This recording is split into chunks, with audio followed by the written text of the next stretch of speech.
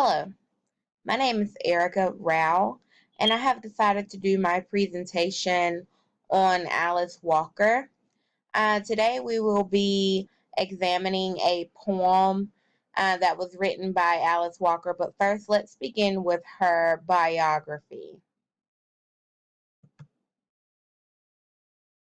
Alice Walker was born February 9, 1944, in Eatonton, Georgia. Living in a racially divided South, Walker attended segregated schools. She graduated from her high school as valedictorian of her class. With the help of a scholarship, she was able to go to Spelman College in Atlanta. She later switched to Sarah Lawrence College in New York City. While at Sarah Lawrence, Walker visited Africa as part of her study abroad program. She graduated in 1965, the same year that she published her first short story. Um, she is a writer, a poet, civil rights activist, and a women's rights activist. She was also a social worker and a teacher for a short period of time. She has written 7 novels, 4 collections of short stories, 4 children's books, volumes of essays and poetry, and then she was won 2 awards for her well-known story, The Color Purple. Walker's creative vision is rooted in an economic hardship, racial terror, and folk wisdom of African American literature and culture, particularly in the rural South. Her writing explores multidimensional kinships among women and embraces the redemptive power of social and political revolution. Now we will move along to read the poem. Blessed are the poor in spirit. Did you ever understand this? If my spirit was poor, how could I enter heaven? Was I depressed? Understanding editing, I see how a comma, removed or inserted, with careful plan, can change everything. I was reminded of this when a poor young man in Tunisia, desperate to live and humiliated for trying to set himself ablaze. I felt uncomfortably warm, as if scalded by his shame. I do not have to sell vegetables from a cart as he did, or live in narrow rooms too small for spacious thought. And at this late date, I do not worry that someone will remove every single opportunity for me to thrive. Still, I am connected to, inseparable from, this young man. Blessed are the poor in spirit, for theirs is the kingdom of heaven. Jesus, commas restored. Jesus was as usual talking about solidarity, about how we join with others and in spirit feel the world and suffering the same as them. This is the kingdom of owning the other as self, the self as other, that transforms grief into peace and delight. I and you might enter the heaven of right here through this door. In this spirit, knowing we are blessed, we might remain poor. Now, let's begin analyzing this poem so that we can have a more clear understanding on what is being expressed by the writer. Themes that I was able to identify while analyzing this poem was first, entering heaven is based off how wealthy your spirit is. It has nothing to do with living your everyday life on earth. That doesn't determine whether you will enter into the kingdom of heaven. Alice Walker expressed how she felt the shame of the poor man attempting to set himself ablaze. So Alice Walker is basically going into detail about how she feels and how it affected her, this incident that took place with the young man when she traveled out of the country. He tried to kill himself and then tried to turn around and fight to live. Being able to put yourself in someone's shoes that is less fortunate than you contribute to a place for you in heaven. In order to get a place in heaven based off the spiritual or biblical text, it's about love. It's about being able to comfort your spiritual brother or sister. Showing love and expressing love and understanding and compassion and just being there for that other person and trying to walk in their shoes and consider yourself as one, that shows that you are wealthy enough spiritually to have a place in heaven. One little change can affect your whole life, just as the commas can change everything, which was mentioned in the poem. A comma was referred to as something so small can have a big effect on everything if you allow it to. So make sure that you appreciate the little things because it can eventually affect your whole life if you um, allow it to do so. Appreciate your life because it can easily be taken away. It's very important to appreciate everything you have. I feel like that's something that was really implemented in the story. The writer said how she never. Let's go back to the text. She said, "I do not worry that someone will remove every single opportunity for me to thrive." So that's not, we don't expect to wake up the next day and somebody to take away everything we have. But it's possible. So we need to learn to appreciate what we have today. Accept what you consider bad in good faith, for this is acceptable to enter heaven. So although there are bad things coming your way, if you accept it in good faith, and let's see, let's go back to the text on this one as well.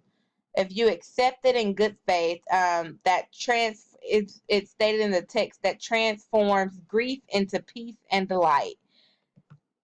So no matter what you're facing, to be able to look at it as positive as possible, that's showing a bigger side of you, a more mature side of you. And finally, one of the last themes, when we are disconnected with the rest of mankind, there is grief. When we are united to the rest of mankind, there is peace and delight. This is a goal based on the biblical text that eventually when you are disconnected or you don't understand, there's grief, there's anger, there's frustration between the poor and the rich. When you are united with the rest of mankind, there's peace and delight. That means that that doesn't mean that the poor will get rich or the rich will give the poor their money. That just means that everybody is able to understand and connect and would have to work together. And that's considered peace and delight in heaven, that eventually everybody's spirit will have to combine to one, as far as an eternal life. So being able to make that connection with someone less fortunate was a very big theme in this poem. Let's talk about the tone. The different tones I picked up in this poem, which expressed the moods of the writer. We did notice the spirituality in the poem when it was referencing heaven and Jesus and becoming one in heaven. The sadness, there was a lot of sadness and surrender and suicide, and this is when the poor man decided to set himself ablaze or on fire. There was humiliation. He was humiliated at the fact that I guess at the last minute he changed his mind and he tried to live. He tried to fight it. But just the thought of that, I couldn't imagine trying to commit suicide and not being successful and living on trying to have trying to go on about my normal day. I would probably be mentally disturbed or humiliated. Um, there was poverty. He was poor, so that was a sign of poverty. It was very thoughtful of the writer to be able to try to make that connection. Sorrowful compassion. The writer also felt a bit depressed because she's looking at everything she has and comparing herself to this poor man, and she's questioning, like, is it herself, is it something she did, is it something that she's not understanding, because she's feeling so bad for this man. The poor man felt shame.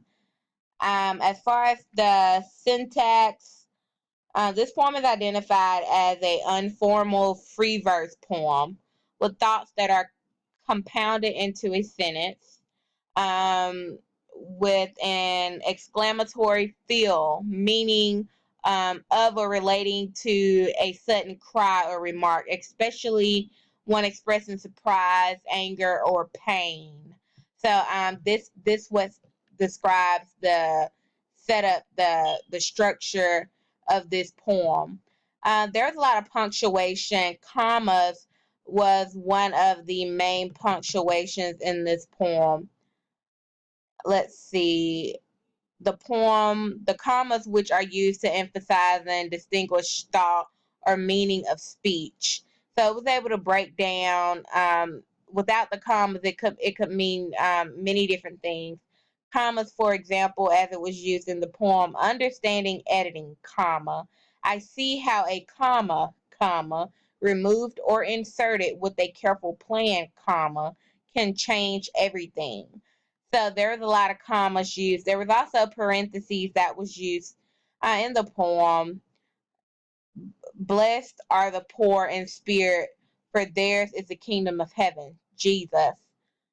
Parentheses. Commas restored. Close parentheses. So this is showing just an example of where the parentheses was used throughout the poem. Imagery. There was a few imageries spots throughout the poem. One was when the man was trying to set himself ablaze. Imagery refers to visual description or figurative language. So this is one of the visual descriptions that was you can picture a man on fire.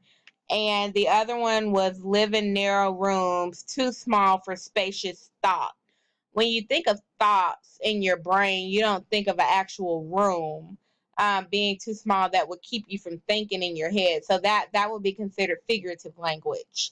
The conflicts that were evident in the poem was physical wealth that was conflicting with entering into heaven. With that physical wealth, if you weren't able to make that connection, um, with the poor or anyone around you really that could have been less fortunate than you, if you weren't able to make that connection and try to relate or lower yourself in order to understand or walk in that other person's shoes, that wasn't a sign of love, which would keep you from entering into heaven. Another one would be the physical poor versus life, or the conflict with life. So because he was physically poor, it affected him wanting to live. That's why he tried to kill himself, the guy, the poor man in the story.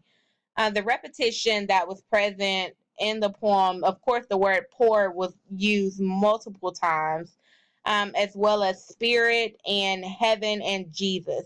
These are the main focuses. That's why I feel like the repetition was used. These are my resources that I use in order to construct my presentation, as well as the textbook for the course. This concludes my presentation. Thank you so much for watching.